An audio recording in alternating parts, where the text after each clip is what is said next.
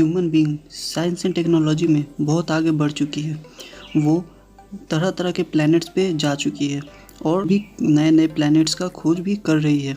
पर हमारे planet earth पे कुछ एक ऐसा एरिया है जहाँ का रहस्य आज भी वो खोज नहीं कर पाई है ठीक से।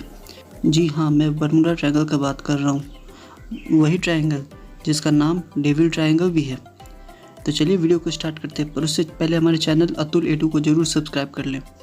तो जैसा कि ये रहस्य बना हुआ है कि बर्मुडा ट्रायंगल क्या है और इसे डेविल्स ट्रायंगल क्यों कहते हैं, तो मैं आपको बता दूं कि ये एक ऐसा एरिया है जो western part of north Atlantic ocean में स्थित है। यहाँ पे बहुत तरह तरह के एयरक्राफ्ट और शिप्स और बहुत बड़े साइज़ के भी गायब हो चुके हैं और ये रहस्य बना हुआ है कि वो कहाँ गए, क्योंकि वो दोबारा नहीं मिले। ये एक सोचने वाली बात है कि एक बार जो वहाँ पे गायब हो जाता है वो दोबारा क्यों नहीं मिलता। उसका एक छोटा पुर्जा तक नहीं मिलता है जो एक बार वहाँ पे गायब हो जाता है। ये बहुत ही इंटरेस्टिंग बात है कि बहुत अजीबोगरीब और मिस्टीरियस तरीक़ा से बहुत बड़े बड़े शिप्स और एरोप्लेन जिसके अंदर बहुत सारे लोग रहते हैं एक साथ गायब हो जाते हैं और दोबारा मिलते ही नहीं। इसीलिए इसको डेविल्स ट्रायंगल भी कहते हैं। और ये भी सोचने वाली बात है कि साइंस के मदद से हम लोग स्पेस, मून और दूसरे प्लैनेट्स पे तो जा सकें और नए नए प्लैनेट्स का भी खोज कर रहे हैं, पर कभी भी बर्मुडा का मिस्ट्री सॉल्व नहीं कर पाए हैं। अकॉर्डिंग टू सम पीपल ये माना जाता है कि वहाँ पे हैरत अंगेज और मिस्टीरियस टाइप के कुछ इंसिडेंट्स हुए हैं और ये मानना पड़ता है क्योंकि वो लोग कुछ ऐसा एविडेंस भी प्रूफ कर देते हैं जिसके कारण ना करने का बात ही नहीं है। और ये कोई नया बात नहीं है, ये बहुत पहले से चलता आ रहा है। 1492 में क्रिस्टोफर कोलंबस ने कहा था कि जब वो इस एरिया को क्रॉस कर रहे थे तब उन्होंने महसूस किया कि उन्हें अजीबोगरीब लाइट दिख रहा है और हाई वेव्स उठ रही हैं बिना किसी आंधी तूफान के। और इतना ही नहीं, उनका कॉम्पास भी ठीक से काम करना बंद कर चुका था। ये तो रह गया पुराना बात।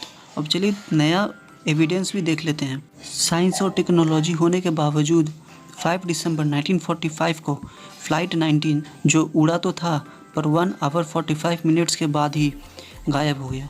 और गायब होने से पहले फ़्लाइट के लीडर चार्ल्स सी टेलर ने कहा था कि उन्हें कुछ समझ में नहीं आ रहा है, फ़्लाइट कंट्रोल से बाहर है, कॉम्पास काम नहीं कर रहा है। और वो फ़्लाइट अचानक से गायब हो गया और दोबारा से कभी भी नहीं मिला। लेकिन उसको खोजने के लिए उसी शाम को एक सर्च प्लेन भेजा गया। पर अजीब बात यह है कि वो प्लेन भी अपने क्रू मेंबर्स के साथ गायब हो गई। है ना अजीब बात। एक और बहुत ही अजीब और डेडली इंसिडेंट हुआ है। यूएस साइक्लोप का एक शिप था जो 1918 को 309 पैसेंजर्स के साथ बेल्टिमोर यूएस की तरफ जा रहा था, पर वो भी अचानक से गायब हो गया और उस शिप का एक भी पीस नहीं मिला और ना ही उसके अंदर के लोगों का बॉडी। और ये अमेरिकन हिस्ट्री में सबसे बड़े लॉस में एक है। फिर से 1941 में यूएस साइक्लोप के 2 सिस्टर शिप्स प्रोटस एंड नीरस वो भी जा रहे थे, पर वो भी अचानक से गायब हो गए और दोबारा से नहीं मिले। इस बर्मुडा ट्रायंगल का एरिया जो है वो 5 लाख स्क्वायर माइल्स में फैला हुआ है और ये आज तक ना जाने कितने हज़ारों शिप्स और प्लेन्स को अकेले ही निगल गया है।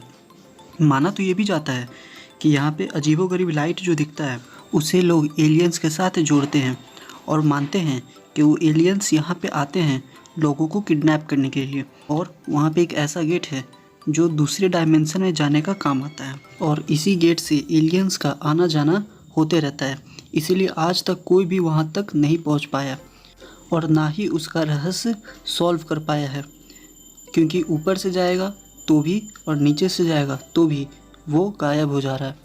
अर्थ प्लैनेट पे अभी जितने भी टेक्नोलॉजी है उससे तो इसका पता लगाना बहुत मुश्किल है, पर होप कि इस आने वाले समय में हमारे पास इससे भी एडवांस टेक्नोलॉजी होगा जिसके द्वारा हम लोग इसका रहस्य को सॉल्व कर पाएंगे। होप कि आपको ये वीडियो अच्छा लगा हो तो हमारे चैनल को सब्सक्राइब जरूर कर लें। Thanks for watching.